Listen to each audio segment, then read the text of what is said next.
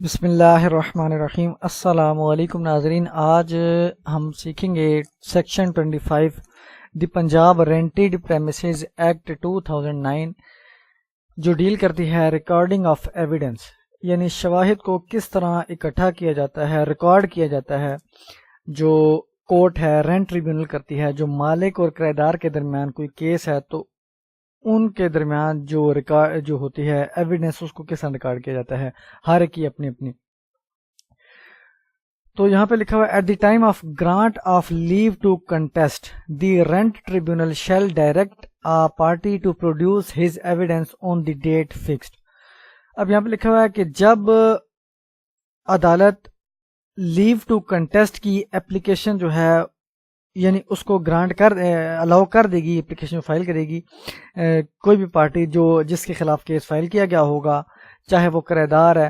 اب مثال کے طور پر بے دخلی فائل ہوئی تو میں نے آپ کو پہلے بتایا تھا کہ grant of leave to contest یہ کیا ہوتی ہے۔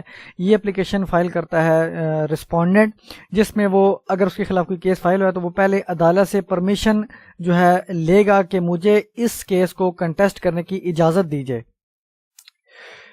اگر تو وہ اجازت الاؤ ہو جاتی ہے تو کیس آگے چلے گا، ورنہ نہیں۔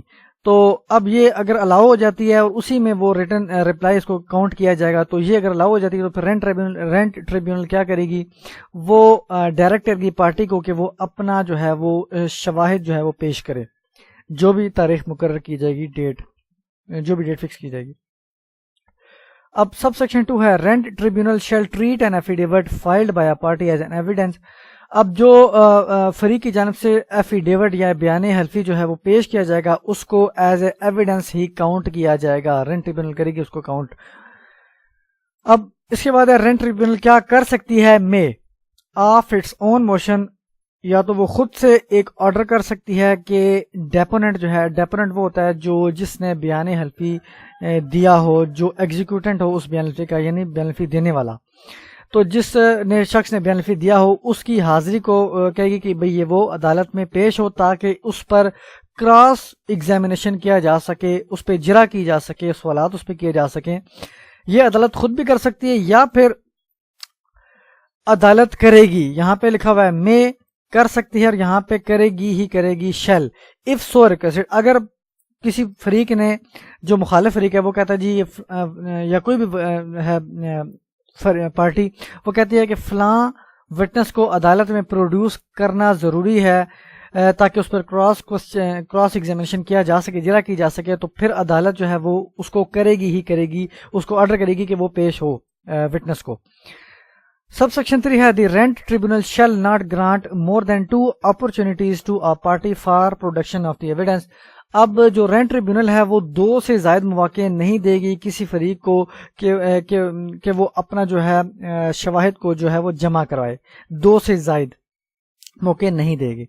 سب سیکشن 4 ہے the rent tribunal shall not grant an adjournment. Adjournment ہوتی ہے ملتوی کرنا، کیس کو جو ہے آگے کی پیشی کے لیے جو ہے نا مقرر کر دینا، for cross examination of a witness except for a sufficient cause.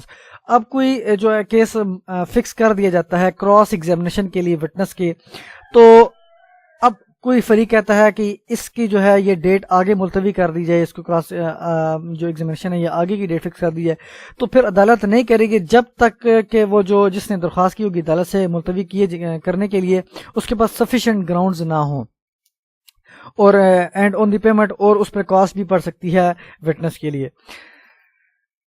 Sub section 5 ہے after recording the evidence of the parties if any and hearing the arguments the rent tribunal shall pass the final order۔ اب جو evidence ہیں وہ record کر دیے جاتے ہیں اور جو آرگومنٹس ہیں وہ بھی سن لیے جاتے ہیں عدالت کی جانب سے، تو عدالت جو ہے وہ اپنا فائنل آرڈر پاس کر دے گی۔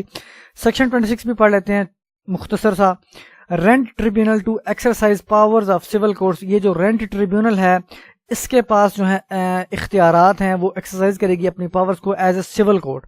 سول کورٹ کے اختیارات کو استعمال کرتے ہوئے ہی وہ اپنے جو ہے وہ حکم دے سکتی ہے، چاہے وہ کسی پرسن کی اپیرنس کے لیے ہو، اس کو بلانا ہو، سمن کرنے ہو، ایویڈنس پروڈیوس کروانے کے لیے حکم دینا ہو، یہ جو بھی وہ جو سول کورٹ ایک کر سکتی ہے وہ رینٹ ٹریبیونل بھی کر سکتی ہے۔